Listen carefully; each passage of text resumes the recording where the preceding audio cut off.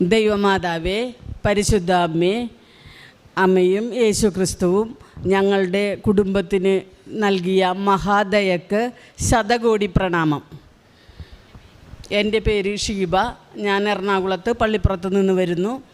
എൻ്റെ ഹസ്ബൻഡിനുണ്ടായ ഒരു രോഗസൗഖ്യം പറയുവാനാണ് ഞാനിവിടെ വന്നിരിക്കുന്നത്. എൻ്റെ ഭർത്താവിന് ഒരു 9 വർഷം മുമ്പുണ്ടായ ഒരു ക്യാൻസർ ബാധിച്ച് പുലിയാമ്പുല്ലരി കാസിനോമ എന്ന് പറഞ്ഞ ഒരു ക്യാൻസർ വയറിനെ ബാധിക്കുകയും വയറിൽ 2.5 കിലോയുള്ള ഒരു ട്യൂമർ ഉണ്ടാകുകയും അത് ടച്ച് ചെയ്തിരുന്ന എല്ലാ ആന്തരിക അവയവങ്ങൾക്കും ക്യാൻസർ ബാധിച്ച് പഴുപ്പ് ബാധിക്കുകയും ഉണ്ടായി.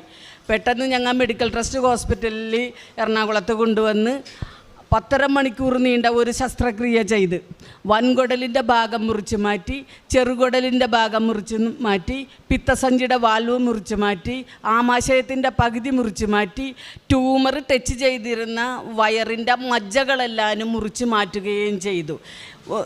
അന്നനാളത്തിൽ കൂടി ഭക്ഷണം ഇറങ്ങാത്തത് കൊണ്ട് ആമാശയത്തിൽ നിന്നൊരു ട്യൂബ് ഫിറ്റ് ചെയ്ത് അങ്ങനെ ഓപ്പറേഷൻ കഴിഞ്ഞ് മരിച്ചതിലും കഷ്ടമായിട്ട് ഈ ആളെ വെൻറ്റിലേറ്ററിലാക്കി. അപ്പം ഞാൻ തിയേറ്ററിൻ്റെ പുറത്തിരുന്ന് കരഞ്ഞുകൊണ്ടിരിക്കുമ്പോൾ ഒരു സ്ത്രീ എൻ്റെ അടുത്ത് വന്നിട്ട് കൃപാസനത്തിൻ്റെ പത്രം തന്നിട്ട് പറഞ്ഞ്, അമ്മച്ചി പ്രാർത്ഥിക്ക്, ദൈവത്തിന് അസാധ്യമായി ഒന്നും തന്നെയില്ല. അപ്പോൾ എനിക്ക് കൃപാസനം എന്താണെന്ന ഒന്നും അറിയില്ല. പക്ഷേ ഈ തന്ന പത്രം ഞാൻ മടക്കി എൻ്റെ നെഞ്ചോട് ചേർത്ത് വെച്ച്, മാതാവേ, എൻ്റെ ഭർത്താവിന് പൂർണ്ണ സൗഖ്യം തരണമേ. ഈ മനുഷ്യൻ കടലിൽ ജോലി ചെയ്യണതാണ്. 20-18 ദിവസം കഴിഞ്ഞാൽ വലിയ ബോട്ടിൽ പോയാൽ തിരിച്ചു വരാറുള്ളൂ. അങ്ങനെ ഒരു ദിവസം ജോലിക്കായിട്ട് പോയി കടലിൽ വെച്ചാണ് ഒരു ബുദ്ധിമുട്ട് തോന്നി. അവർ 4 ദിവസം കൊണ്ട് കടലിൽ നിന്ന് കരക്കെത്തിച്ച് ഹോസ്പിറ്റലിൽ ചെന്ന്, അപ്പോൾ ഇന്ന വിഷയങ്ങളൊക്കെ ഉണ്ട്, ഇത്രയും ഭാഗങ്ങൾ മുറിച്ച് മാറ്റണം, ഓപ്പറേഷൻ ചെയ്യേണ്ടതില്ല, അത്രയും ഡാമേജായി എന്നാണ് ഡോക്ടറൊക്കെ പറഞ്ഞിരുന്നത്. മെഡിക്കൽ ട്രസ്റ്റ് ഹോസ്പിറ്റലിലെ ദീപക് ബർമയാണ് ഈ ഓപ്പറേഷൻ ചെയ്തത്. അങ്ങനെ പുള്ളി വെൻറ്റിലേറ്ററിലാണ്. അപ്പോഴാണ് പുറത്തിരുന്ന എൻ്റെ കൃപാസന പത്രം തന്നിട്ട് ഒരു ചേച്ചി പ്രാർത്ഥിക്കാൻ പറഞ്ഞത്. ഞാൻ ഈ പത്രം നെഞ്ചോട് ചേർത്ത് വെച്ച്, എൻ്റെ മാതാവേ, എൻ്റെ ഭർത്താവിന് പൂർണ്ണ സൗഖ്യം തരണമേ എന്ന് പ്രാർത്ഥിച്ച്. പിന്നെ അന്ന് തൊട്ട് എല്ലാ ദിവസവും ഞാൻ ഈ പേപ്പർ വെച്ച് മാതാവിനോടും കർത്താവിനോടും പ്രാർത്ഥിക്കാൻ തുടങ്ങി. പിന്നെ ഇതിനെ വെൻറ്റിലേറ്ററിൽ നിന്ന് പുറത്ത് കൊണ്ടുവന്ന് റൂമിലോട്ട് കൊണ്ടുവന്ന് കിടത്തിയപ്പോഴാണ് പറയണത്, ഇനി ഭക്ഷണം ഇങ്ങനെ ഇറങ്ങൂല, വെള്ളമൊന്നും ഇങ്ങനെ അന്നനാളത്തിൽ കൂടിയൊന്നും പോകൂല, ആമാശയത്തിലൊരു ട്യൂബ് ഫിറ്റ് ചെയ്തിട്ടുണ്ട്, ഇനി അങ്ങനെ വേണം, കുറഞ്ഞ നാളുകളെ ജീവിച്ചിരിക്കുകയുള്ളൂ, പക്ഷേ അത്രയും നാൾ നമുക്ക് വെള്ളമൊക്കെ ആമാശയത്തിൽ ഈ ഇട്ട ട്യൂബിൽ കൂടി വേണം കൊടുക്കാനെന്ന് പറഞ്ഞ്. അങ്ങനെ കുറച്ച് ദിവസങ്ങളൊക്കെ കഴിഞ്ഞ് ഇത് ബോധമൊക്കെ വീണ് ഇത്തിരി വെള്ളം ചോദിക്കാൻ തുടങ്ങിയപ്പോൾ സിസ്റ്റർ പറഞ്ഞ്, ഇങ്ങനെ ഗ്ലൂക്കോസ് തന്നുണ്ട്, ആമാശയത്തിലൊരു ട്യൂബ് ഇട്ടിട്ടുണ്ട്, അതിൽ കൂടി അത്യാവശ്യം വെള്ളമൊക്കെ തന്നുണ്ട്, വായയിൽ കൂടി കുടിക്കാൻ പറ്റൂലെന്ന് പറഞ്ഞപ്പോൾ ഈ മനുഷ്യൻ സമ്മതിച്ചില്ല. എനിക്ക് അങ്ങനെ ജീവിക്കേണ്ട, ഞാൻ 57 വയസ്സ് വരെയും ജീവിച്ചിട്ടുണ്ട് ഒന്നുമില്ലാതെ, ഈ ആമാശയത്തിൽ കൂടി ഭക്ഷണം തന്നിട്ട് എനിക്ക് ജീവിക്കേണ്ടെന്നും പറഞ്ഞ് ഈ ട്യൂബ് വലിച്ചു പറിക്കാൻ തുടങ്ങി. അപ്പോൾ അവർ വന്ന് കൈകളൊക്കെ കെട്ടിവെച്ച് ദിവസങ്ങളോളം പിറ്റേ ദിവസവും ഇങ്ങൊരു വായിലൂടെ വെള്ളം വേണമെന്നും പറഞ്ഞ് ബഹളം വെച്ച് അത് സഹിക്കാൻ പറ്റാണ്ടായപ്പോൾ അവർ ഡോക്ടറിനെ വിളിച്ച്. അപ്പോൾ ഡോക്ടർ പറഞ്ഞൊരു കാര്യം ചെയ്യാം, നമുക്ക് സാംബശിവനെ തിയേറ്ററിലോട്ട് ഒന്നും കൂടി കൊണ്ടുപോയിട്ട് അല്പം വെള്ളം കൊടുത്തിട്ട് പുള്ളി അതൊന്ന് ബോധ്യപ്പെടട്ടെ, എന്നിട്ട് നമുക്ക് വൊമിറ്റ് ചെയ്യാൻ ശ്രമിക്കുമ്പോൾ റിട്ടേൺ എടുക്കുക എന്ന് പറഞ്ഞിട്ട് ഒരു ദിവസം ഒരു വൈകുന്നേരം 7 മണിയായ സമയത്ത് ഈ മനുഷ്യനെ തിയേറ്ററിലോട്ട് കൊണ്ടുപോയി. ഞാൻ അതിൻ്റെ വാതിക്ക ചെന്ന് ഇരിക്കുകയാണ്.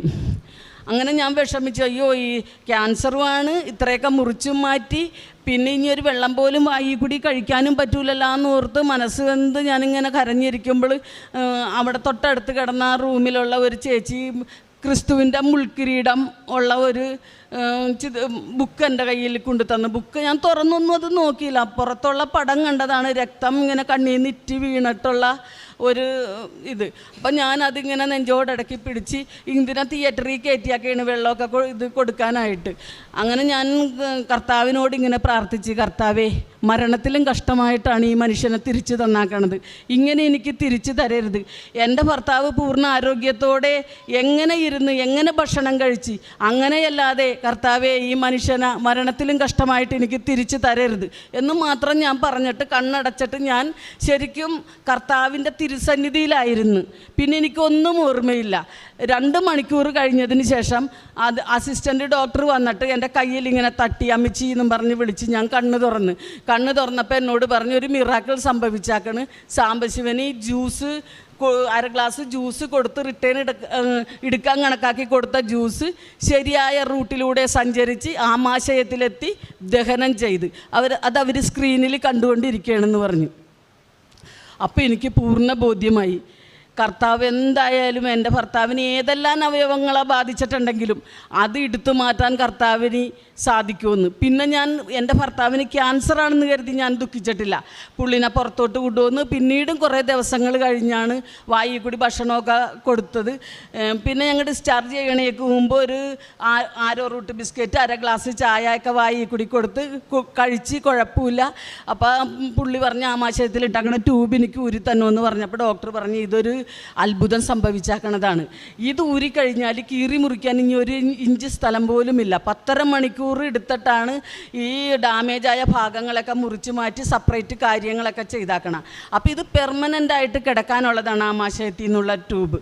അപ്പോൾ അവർ തൽക്കാലം അത് വളച്ച് വെച്ചൊക്കെ ഒട്ടിച്ചാണ് പിന്നെയും ദിവസങ്ങൾ കഴിഞ്ഞ് ഞങ്ങളെ ഡിസ്ചാർജ് ചെയ്ത്. അപ്പോഴൊക്കെ എല്ലാ സഹായവും നമ്മൾ ചെയ്തു കൊടുക്കണം. ഒരു കൊച്ചുകുഞ്ഞിനെ പോലെ ഒന്നിനും കഴിവില്ലാത്ത ജീവച്ഛവം പോലെയാണ് ഞങ്ങൾ തിരിച്ചു പോകുന്നത്. പക്ഷേ ഒരത്ഭുതം വന്നെന്നുള്ളത് ഇങ്ങനെ ഭക്ഷണം വെള്ളം ഒക്കെ ഇങ്ങനെ കുടിക്കാൻ പറ്റി എന്നുള്ളത് ഒരു വലിയ അത്ഭുതം തന്നെയാണ് സംഭവിച്ചത്. പിന്നെ അന്ന് തൊട്ട് ഞാൻ പ്രാർത്ഥിക്കാൻ തുടങ്ങി. യൂട്യൂബിലൂടെ അച്ഛൻ്റെ ധ്യാനങ്ങളും സാക്ഷ്യങ്ങളും കേൾക്കാൻ തുടങ്ങി. എന്ന് ഞാനിങ്ങനെ പ്രാർത്ഥിച്ചു കൊണ്ടിരുന്നു. ഇതിൻ്റെ ഇടയിൽ 6 മാസം കൊണ്ട് 6 കീമോ കഴിഞ്ഞതിന് ശേഷം പിന്നെ റേഡിയേഷനുള്ള ടെസ്റ്റുകൾക്കൊക്കെ അവരെഴുതി തന്ന് എല്ലാ ടെസ്റ്റുകളും നമ്മൾ റേഡിയേഷന് മുമ്പ് ചെയ്യണം. എന്നിട്ടൊരു ഡേറ്റ് തന്ന് ഈ റിസൾട്ടൊക്കെ ആയിട്ട് നിങ്ങൾ റേഡിയേഷന് വരാനായിട്ട്. അപ്പോഴെല്ലാം ഞാൻ കർത്താവിനോട് പ്രാർത്ഥിച്ചു കൊണ്ടിരുന്നു, കർത്താവേ അവയവങ്ങൾ ആന്തരിക അവയവങ്ങളും ഒക്കെ മുറിച്ച് മാറ്റിയിട്ടും ശരിയായ റൂട്ടിൽ കൂടി ഈ ജ്യൂസ് ചെന്ന് ദഹനം ചെയ്തിട്ടുണ്ടെങ്കിൽ കർത്താവിന് അസാധ്യമായിട്ട് ഒന്നും തന്നെയില്ല. കർത്താവ് എൻ്റെ ഭർത്താവിൻ്റെ ക്യാൻസർ സൗഖ്യപ്പെടുത്തുമെന്ന് തന്നെ ഞാൻ ഉറച്ച് വിശ്വസിച്ച് ഞാൻ എൻ്റെ ഭർത്താവിനോടും മകനോടും ഒക്കെ പറഞ്ഞ് ഞാൻ ഇടതടവില്ലാതെ ഇങ്ങനെ പ്രാർത്ഥിച്ചു കൊണ്ടിരിക്കുമ്പോൾ വീട്ടിലെല്ലാവർക്കും ശല്യമായി. ഹിന്ദുക്കളായതിൻ്റെ പേരിൽ എല്ലാവരും അതത്ര സ്വീകരിക്കൂലല്ല. ഈ മാറിയ മനുഷ്യൻ പോലും എന്നോട് പറഞ്ഞത് ലക്ഷങ്ങൾ ചിലവാക്കി ഇത്രയൊക്കെ നമ്മ ചെയ്ത് ഇപ്പം നമ്മ വന്നേക്കണ്, ക്യാൻസർ ഓൾറെഡി ഉണ്ട് താനും, എന്തിനാണ് ഈ മാതിര തല്ലി അലച്ച് പ്രാർത്ഥിക്കണേന്നും പറഞ്ഞ് എല്ലാവരും എന്നെ വഴക്ക് പറയാണ്. പിന്നെ ഞാൻ കർത്താവിൻ്റെ ഒരു ഫോട്ടോ വീട്ടിൽ വാങ്ങി വെച്ച് കർത്താവിനോട് നിരന്തരം ഞാൻ സംസാരിച്ചു കൊണ്ടിരുന്നു. കർത്താവെ, ഞാൻ പ്രാർത്ഥിക്കുമ്പോൾ ആരും എന്നെ ഉപദ്രവിക്കാത്ത രീതിയിൽ എൻ്റെ വീട്ടിലുള്ള കുടുംബാംഗങ്ങളെയും കൂടി എനിക്ക് ഒരുക്കി തന്നെ. ഞാൻ സാക്ഷ്യം വെച്ച് ഇങ്ങനെ വെളുപ്പിന് 2 മണി വരെയൊക്കെ ഞാൻ സാക്ഷ്യം കണ്ടുകൊണ്ടിരിക്കുകയായിരിക്കുള്ളൂ. ഇവർ ഉറക്കത്തിൽ നിന്ന് കണ്ണു തുറക്കുമ്പോൾ എന്നെ പിണങ്ങും. മോനൊക്കെ പറയും, അമ്മച്ചി ഭ്രാന്ത് വരും ഈ മാതിര ഇതൊക്കെ കണ്ടു കഴിഞ്ഞിട്ടുണ്ടെങ്കിൽ, ഇത് കുറച്ച് നേരം അടച്ചു വെക്കുക എന്ന് പറഞ്ഞുകൊണ്ട് മോനും വഴക്ക് പറയും. പ്രാർത്ഥിക്കാൻ എനിക്കങ്ങാണ്ട് ഭയങ്കര ബുദ്ധിമുട്ടായി. അങ്ങനെ ഇരിക്കെ ഞങ്ങൾ ടെസ്റ്റുകളൊക്കെ ചെയ്ത് റേഡിയേഷന് പോവുകയാണ്. റേഡിയേഷൻ അവിടെ ചെന്ന് കഴിഞ്ഞ് ഞങ്ങളുടെ നമ്പറായി, ഞങ്ങൾ കയറി. അപ്പോൾ ഡോക്ടർ ഈ ടെസ്റ്റ് എല്ലാനും നോക്കി. അപ്പോൾ ഞങ്ങളുടെ ഒപ്പം തന്നെ വൻകുടലിൽ ഒരു പൊട്ട് തൊട്ടത്രയും ഭാഗത്ത് ക്യാൻസറുള്ള ഒരു ആളുണ്ടായിരുന്നു കീമോ ചെയ്യാൻ. 3ാമത്തെ കീമോന് ആ മനുഷ്യൻ മരിച്ചു. അപ്പം ഞങ്ങൾക്കെന്ന് പറയണ ഇങ്ങോരിക്കട ഈ മുഖമൊഴിച്ചാൽ ഇങ്ങാടി ഇവിടം വരെ കംപ്ലീറ്റ് വ്യാപിച്ച ക്യാൻസറാണ്. പുള്ളിക്കറിയാൻ ഞാൻ ഒരിക്കലും രക്ഷപ്പെടില്ലെന്ന്. പിന്നെ ഞാനിങ്ങനെ പ്രാർത്ഥിച്ചുകൊണ്ടൊന്നും കാര്യമില്ലല്ലോ, നമുക്ക് അവർക്ക് ഈ ശല്യമാണ് നമ്മൾ ഈ രോഗസമയത്തൊക്കെ പ്രാർത്ഥിക്കുമ്പോൾ തോന്നണത്. അങ്ങനെ ഞങ്ങൾ റേഡിയേഷനിൽ ചെന്ന് ഞങ്ങളുടെ നമ്പറായി കയറി. അപ്പോഴൊക്കെ ഞാൻ മാതാവിനോടും കർത്താവിനോടും മുട്ടിപ്പായിട്ട് പ്രാർത്ഥിച്ചു കൊണ്ടിരുന്നു. ക്യാൻസറിനെ പറ്റി ഞാൻ ഒരിക്കലും പിന്നെ ദുഃഖിച്ചിട്ടില്ല. കാരണം ആദ്യത്തെ അനുഭവം ഉണ്ടായപ്പോൾ എനിക്ക് ബോധ്യപ്പെട്ട്. അങ്ങനെ റേഡിയേഷനിൽ ചെന്ന് കഴിഞ്ഞ് ഡോക്ടർ ഈ സർട്ടിഫിക്കറ്റുകളൊക്കെ മേടിച്ച് അന്ന് അതിൻ്റെ തൊട്ടടുത്ത ദിവസമാണ് സ്കാനുകളൊക്കെ ചെയ്താക്കണം. ബ്ലഡ് ടെസ്റ്റിനൊക്കെ ഭയങ്കര പൈസയാകും. അങ്ങനെ അതൊക്കെ ഇങ്ങനെ നോക്കും തോറും മുഖത്ത് ഓരോ എക്സ്പ്രഷൻ വന്നുകൊണ്ടിരിക്കുകയാണ്. പുഞ്ചിരിച്ചുകൊണ്ട് ഇങ്ങനെ നോക്കുകയും ചെയ്യും, ഈ മനുഷ്യനെയും നോക്കും. ലാസ്റ്റ് പറഞ്ഞ് സാംബശിവനാ അത്ഭുതകരമായിട്ട് ദൈവം രക്ഷപ്പെടുത്തിയാക്കണ്. ക്യാൻസറിൻ്റെ ഒരു കോശം പോലുമില്ല. സാംബശിവന് ഇനി റേഡിയേഷൻ്റെ യാതൊരു ആവശ്യവുമില്ല. സാംബശിവൻ കഴിച്ചുകൊണ്ടിരിക്കുന്ന സകല മരുന്നും ഇന്ന് കൊണ്ട് നിർത്താം, ബാലൻസ് ഉണ്ടെങ്കിൽ ഇവിടുത്തെ ബോക്സിൽ കൊണ്ടുവന്നിടുക എന്ന് പറഞ്ഞു. അപ്പോൾ ഈ മനുഷ്യൻ അത്ര വിശ്വാസം വന്നില്ല. ഞാൻ ഈ മനുഷ്യനോട് പറയണമായിരുന്നു, കർത്താവിന് അസാധ്യമായിട്ടൊന്നുമില്ല, ഇത് മാറ്റിത്തരും എന്ന് പറഞ്ഞാൽ ഇവരാരും വിശ്വസിച്ചിരുന്നില്ല. അങ്ങനെ ഞാൻ ഈ മനുഷ്യനോട് പറഞ്ഞു, നിങ്ങൾ പേടിക്കേണ്ട, നമുക്ക് മെഡിക്കൽ ട്രസ്റ്റ് ഹോസ്പിറ്റലിൽ ചെന്ന് ദീപക് വർമ്മയുടെ ഒരു ഒപ്പീനിയനും കൂടി കേൾക്കാം എന്ന് പറഞ്ഞിട്ട് ഞങ്ങൾ അപ്പം തന്നെ വണ്ടി വിളിച്ച് മെഡിക്കൽ ട്രസ്റ്റ് ഹോസ്പിറ്റലിൽ ചെന്ന് അവിടെ ചെന്ന് കഴിഞ്ഞ് ഡോക്ടറിനെ കണ്ട്. അപ്പോൾ ഡോക്ടർ ചോദിച്ചു, എന്താണ് സാംബശിവ വന്നത്? ഭയങ്കര അതിശയം, ഈ മനുഷ്യൻ ഈ ഇത്ര 6 മാസങ്ങൾക്ക് ശേഷവും ജീവിച്ചിരിക്കണമെന്ന് കണ്ടിട്ട് ഭയങ്കര അത്ഭുതം ഡോക്ടറിന്. അങ്ങനെ ഡോക്ടർ എന്താണ് വന്നതെന്ന് ചോദിച്ചപ്പോൾ ഞങ്ങൾ പറഞ്ഞ് റേഡിയേഷൻ ആരംഭിക്കുകയാണ്, അപ്പം അതിന് തൊട്ട് മുമ്പ് സാറിനൊന്ന് വന്ന് കാണാൻ വന്നതാണെന്നാണ് പറഞ്ഞോളൂ. അവിടെ പറഞ്ഞത് ഞാൻ പറഞ്ഞില്ല.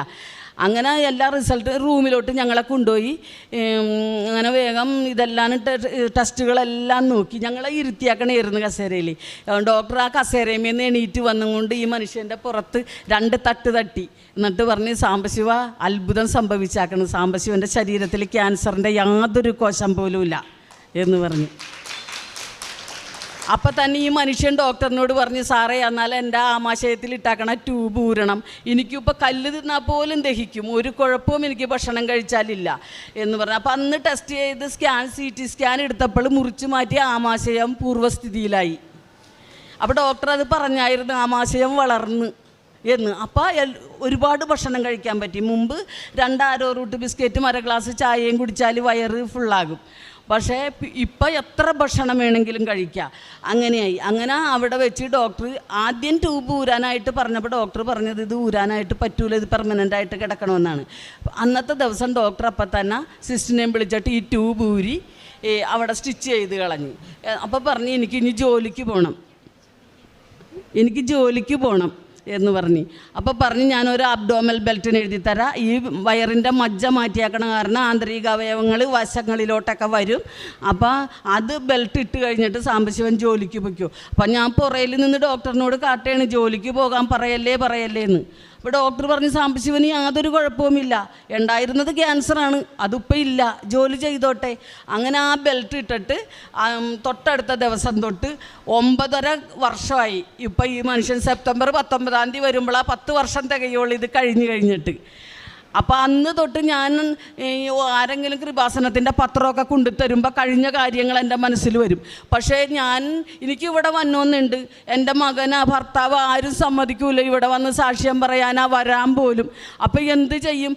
10 വർഷം കൊണ്ടാണ് ഈ മനുഷ്യനെ ഇവിടെ നിൽക്കാൻ ഞാൻ പാകപ്പെടുത്തിയെടുത്തത്. എൻ്റെ കൂടെ കഴിഞ്ഞ മാസം 12-ാം തീയതി ഞങ്ങൾ സാക്ഷ്യം പറയാനായിട്ട് വന്നപ്പോൾ സാക്ഷ്യം പറയാൻ പറ്റിയില്ല, ഉടമ്പടി എടുക്കാത്ത കാരണം. അത് കഴിഞ്ഞ് ഞങ്ങൾ അന്ന് ഉടമ്പടി എടുത്തും കൊണ്ടാണ് പോയത്. ഇപ്പം ഈ മനുഷ്യൻ്റെ ഉച്ചി മുതൽ ഉള്ളങ്കാല് വരെ കർത്താവ് മാതാവും കൂടി സൗഖ്യപ്പെടുത്തിയാക്കാണ്. ഒരു യുവത്വമുള്ള ആളെപ്പോലെ എന്ത് ജോലിയും ചെയ്യാൻ, എത്ര കഠിനാധ്വാനം ചെയ്യാൻ ഈ മനുഷ്യൻ ഇന്ന് പ്രാപ്തനാണ്. അങ്ങനെ അപ്പോൾ ഞങ്ങൾ വന്നപ്പോൾ ഉടമ്പടി എടുത്തതിന് ശേഷം ഉടമ്പടിയിൽ പറഞ്ഞ കാര്യങ്ങളെല്ലാം ഞങ്ങൾ കറക്റ്റായിട്ട് പാലിക്കുന്നുണ്ട്. ഞങ്ങൾ രോഗികളെ കാണുന്നുണ്ട്. പിന്നെ ഞാൻ ആരെ കണ്ടൊന്ന് പരിചയപ്പെട്ടാലും എൻ്റെ ഭർത്താവിൻ്റെ ഈ സൗഖ്യത്തിനെക്കുറിച്ച് പറയും. ഇപ്പോൾ എന്നെ അറിയുന്ന എൻ്റെ അവിടെ ഉള്ള കുറേ ആളുകളൊക്കെ കൃപാസനത്തിൽ വരാനിരിക്കണേണ്. എല്ലാവർക്കും അത്ഭുതമായി, ഇത് ശരിക്കും മാതാവും കർത്താവും തമ്മിൽ അവർ ആണ് സൗഖ്യപ്പെടുത്തിയതെന്ന്. അങ്ങനെ ഞാൻ പ്രാർത്ഥിച്ചുകൊണ്ടൊക്കെ ഇരിക്കുമ്പോൾ ഒരു ദിവസം ഞാനപ്പോൾ എപ്പോഴും ഇങ്ങനെ പ്രാർത്ഥിക്കുമ്പോൾ, എൻ്റെ കർത്താവേ, ഈ തൃണത്തിന് പോലും വിലയില്ലാത്ത എൻ്റെ പ്രാർത്ഥന അവിടുത്തെ തിരുസന്നിധിയിലെത്തിയല്ല എന്ന് പറഞ്ഞിട്ട് ഞാൻ എന്നും പ്രാർത്ഥിക്കും. അപ്പം മകൻ ശബരിമലക്കൊക്കെ പോകുമ്പോൾ അമ്പലങ്ങളിൽ പോകണം. അപ്പം എന്തായാലും അമ്മ ചെന്ന് ചെയ്യേണ്ട ഒരു ചടങ്ങുണ്ട്, കാണിപ്പൊന്ന് നിറക്കണമെന്ന് പറയും. വെറ്റിലേ മടക്കേ നാളികേരം നെയ്യ് നിറച്ചതും കൂടി കെട്ടിൽ വെക്കണം, അതവിടെ ചെന്ന് അടിക്കാനുള്ളതാണ്. അപ്പം ഞാൻ അങ്ങനെ അമ്പലത്തിൽ ചെല്ലുമ്പോൾ ഞാൻ ഈ വെറ്റിലെ അടക്കയും നെയ്യ് നിറച്ച തേങ്ങയും കൂടി എടുത്തിട്ട് നാളികേരവും കൂടി എടുത്തിട്ട് കൃഷ്ണൻ്റെ ക്ഷേത്രത്തിൽ ചെന്ന് കൃഷ്ണനെ ഇങ്ങനെ നോക്കി, കർത്താവേ എൻ്റെ മോനെ രക്ഷിക്കണമേ എന്നും പറഞ്ഞാണ് അത് കെട്ടിൽ. 10 വർഷം കൊണ്ട് എന്നൊക്കെ പോയിട്ടുണ്ടെങ്കിലും കൃഷ്ണനെ കണ്ടാലും ഗുരുവിനെ കണ്ടായാലും ആരെ കണ്ടാലും അവിടെ ഞാൻ കർത്താവിനെ മാത്രമാണ് കാണുന്നത്. അങ്ങനെ എനിക്ക് കർത്താവിൽ ഒരുപാട് വിശ്വാസത്തിൽ ആഴപ്പെട്ട്. പിന്നെ ഞാൻ യൂട്യൂബിൻ്റെ സാക്ഷ്യങ്ങളൊക്കെ കാണുമ്പോൾ പലപ്പോഴും എൻ്റെ ഭർത്താവ് എന്നെ വഴക്ക് പറഞ്ഞിട്ടുണ്ട്. എന്നാൽ ഞാൻ പ്രാർത്ഥിച്ച എൻ്റെ കർത്താവേ, ഞാനിത് കാണാനും ഞാൻ പ്രാർത്ഥന എത്തിക്കുമ്പോഴും എനിക്ക് ശല്യത്തിനായി ആരും തന്നെ ഉണ്ടാവരുത്, ഇവരെല്ലാം എനിക്ക് ഒരുക്കി തന്നെ. അങ്ങനെ ഒരു ദിവസം കൊണ്ട് ഞാൻ പുറത്തു പോയി വരുമ്പോൾ എൻ്റെ ഭർത്താവ് അച്ഛൻ്റെ ധ്യാനം വെച്ച് കാണുന്നു.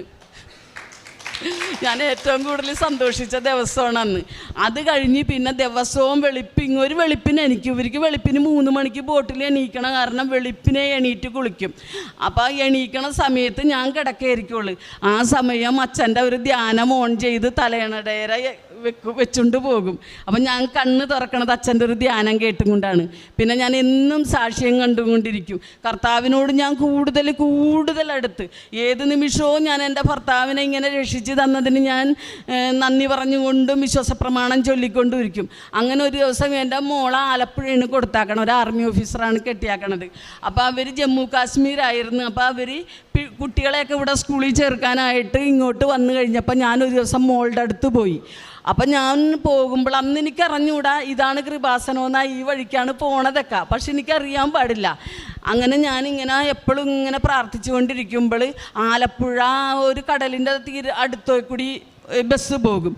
അവിടെ കുറേ നല്ല പഞ്ചസാര മണലിങ്ങനെയുണ്ട്, പഴുത്ത് കിടക്കണ പൊരി വെയിലത്ത് ഒരു ദിവസം കർത്താവിൻ്റെ കുരിശി ചുമക്കണ ഒരു ഭാഗം ഞാൻ ദർശിക്കുകയാണ്. ഭയങ്കരമായൊരു കുരിശി, കർത്താവിനത് എടുത്ത് പൊക്കാൻ പറ്റണില്ല, ഇങ്ങനെ മുട്ടിട്ട് ഇങ്ങനെ വീണ് പോണ്.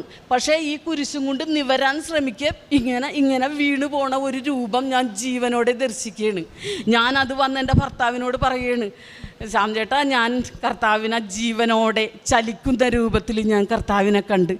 ആരും വിശ്വസിക്കണില്ല. എൻ്റെ ചേച്ചിമാരെയൊക്കെ നിനക്ക് ഭക്തിമൂത്ത് തോന്നണതാണ്. ഞാൻ പറഞ്ഞ അല്ല, ഞാനിത് കണ്ടതാണ് എന്ന് പറഞ്ഞിട്ട് പിന്നെ ഇങ്ങോരിക്കടെ സൗഖ്യം കണ്ടവരും എൻ്റെ വീട്ടിലുള്ളവരും എൻ്റെ മോളൊക്കെ ഇത് ഉറച്ച് വിശ്വസിച്ച് അന്ന് തുടങ്ങി എൻ്റെ മോളും ആ വീട്ടിൽ കർത്താവിനെയും മാതാവിനെയും വെച്ചിട്ട് അവരുടെ ഒരു ദിവസം തുടങ്ങണത് കൊച്ചുമക്കൾ അവിടെ തിരിതെളിച്ച് പ്രാർത്ഥിച്ചിട്ടാണ് അവർ സ്കൂളിലൊക്കെ പോണത്. പിന്നെ ഞാനിപ്പോൾ ഉടമ്പടി എടുത്തതിന് ശേഷം ഞങ്ങളുടെ ഒരു ദിവസം ആരംഭിക്കണത് വെളുപ്പിനെ എണീറ്റ് ഞാൻ കുളിച്ച് വന്നിട്ട് തൈലം തൊട്ട് വിശ്വാസപ്രമാണം ചെയ്ത് തിരിതെളിച്ച് മാതാവിൻ്റെ മുമ്പിൽ മുട്ടുകുത്തി പ്രാർത്ഥിച്ചതിന് ശേഷം അവിടെ നിന്ന് എണീറ്റിട്ട് എൻ്റെ ഭർത്താവിൻ്റെ അടുത്ത് ചെന്ന് തൈലം എടുത്ത് നെറ്റത്ത് കുരിശ് വരച്ച് തലയിൽ കൈവച്ച് വിശ്വാസപ്രമാണം ചൊല്ലും.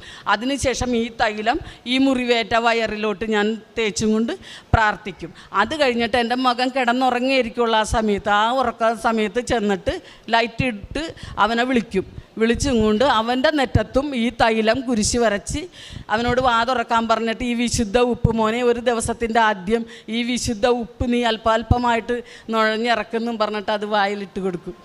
അപ്പം അതിനൊന്നും അവൻ ഇന്ന് വരെ ഇപ്പോൾ ഒരു തടസ്സവും പറയണില്ല.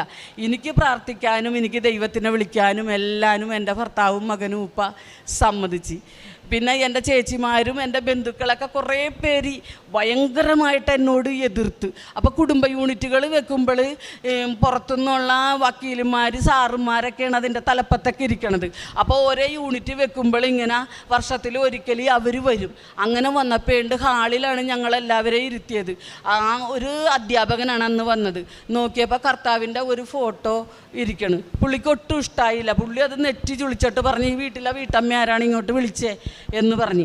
അപ്പോൾ എനിക്കറിയാം കുടുംബ യൂണിറ്റ് വെക്കുമ്പോൾ ഇങ്ങനൊരു ചോദ്യം വരും, ഞാനിനി ക്രിസ്ത്യാനിയാണെന്ന് പറഞ്ഞ് പ്രശ്നം ഉണ്ടാകുമെന്ന് എനിക്കറിയാം. അപ്പോൾ ഞാൻ എൻ്റെ കർത്താവിനോട് പറഞ്ഞ്, കർത്താവേ, എനിക്ക് എല്ലാവർക്കും കൂടി കൊടുക്കാനുള്ള ഒരു ഉത്തരം അങ്ങ് തന്നെ എനിക്ക് തന്നെ.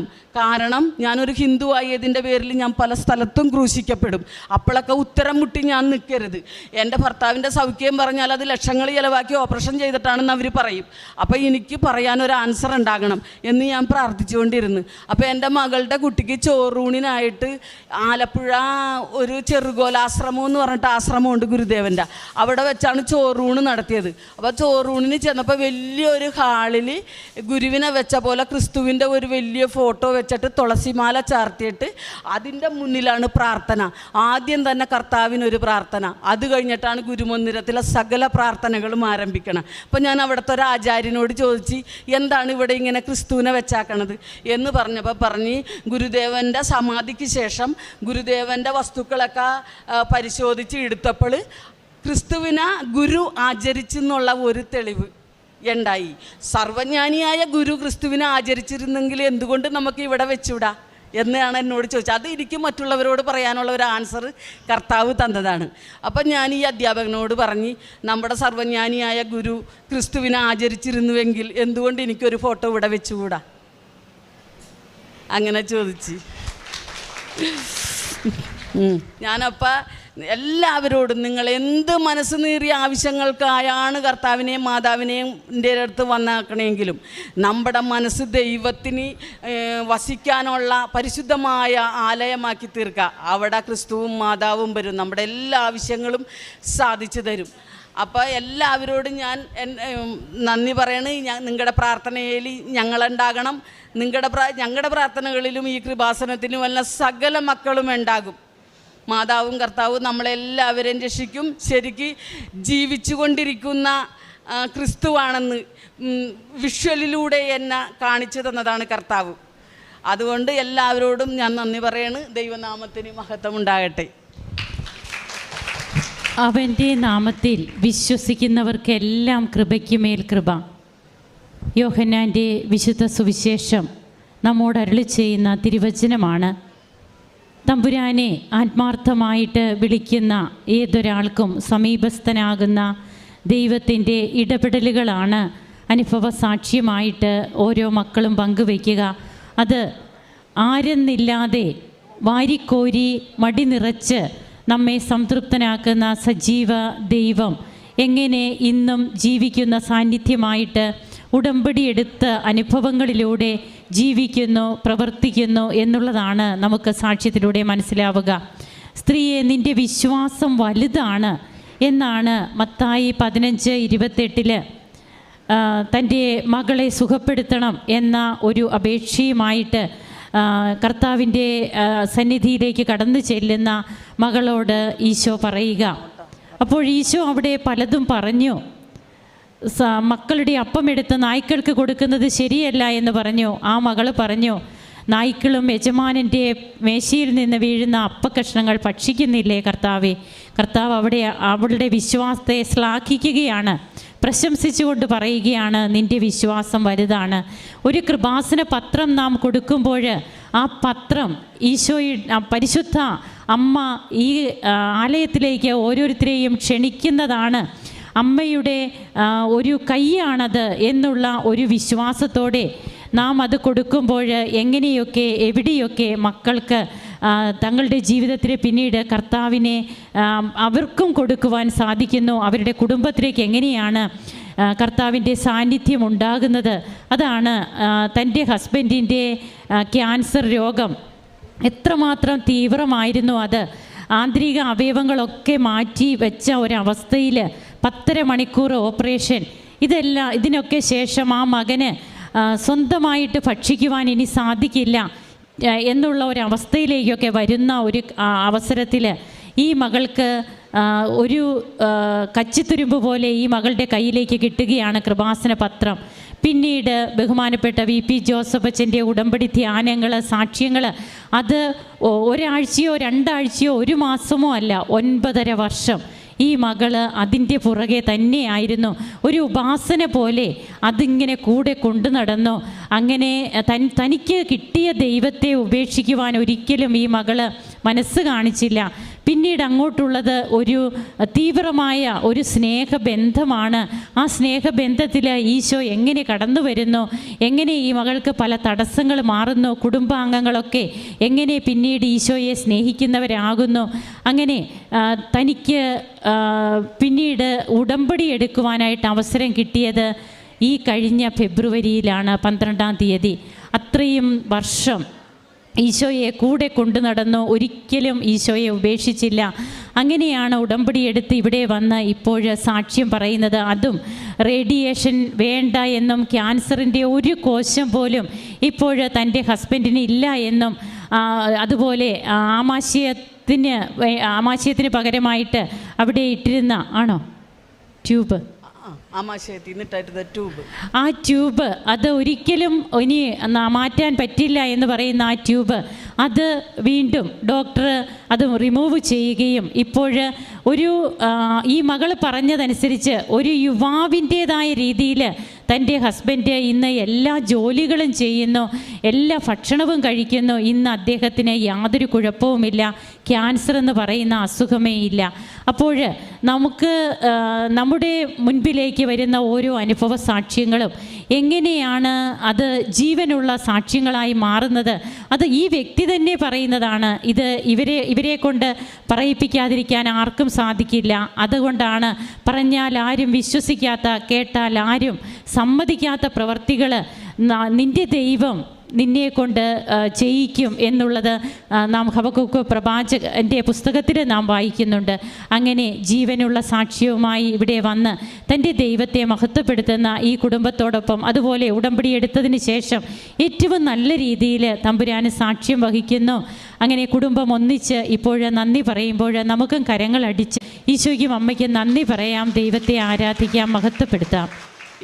ഇപ്പം സാക്ഷ്യം എന്ന് പറയാൻ വേണ്ടിയിട്ട് ഈ 10 വർഷമാകാറായപ്പോൾ സകല ഫുൾ ചെക്കപ്പും ചെയ്ത്, എന്നിട്ട് അതിൻ്റെ റിസൾട്ടുമായിട്ടാണ് വന്നേക്കണം. ആദ്യം ഈ മനുഷ്യന് 2.5 കിലോ ട്യൂമർ ഉണ്ടെന്നും ഇത്ര അവയവങ്ങൾ മുറിച്ച് മാറ്റണമെന്ന് പറഞ്ഞതിൻ്റെ തെളിവ് പത്രം, ഡോക്ടർ സൈൻ ചെയ്ത എല്ലാ പേപ്പറുകളും മുറിച്ച് മാറ്റിയതിന് ശേഷമുള്ളത്, കീമോന് ശേഷം റേഡിയേഷൻ വേണ്ട, ക്യാൻസറിൻ്റെ കോശമൊന്നും, എല്ലാ തെളിവ് പേപ്പറുകളുമായിട്ടാണ് ഞാൻ വന്നത്.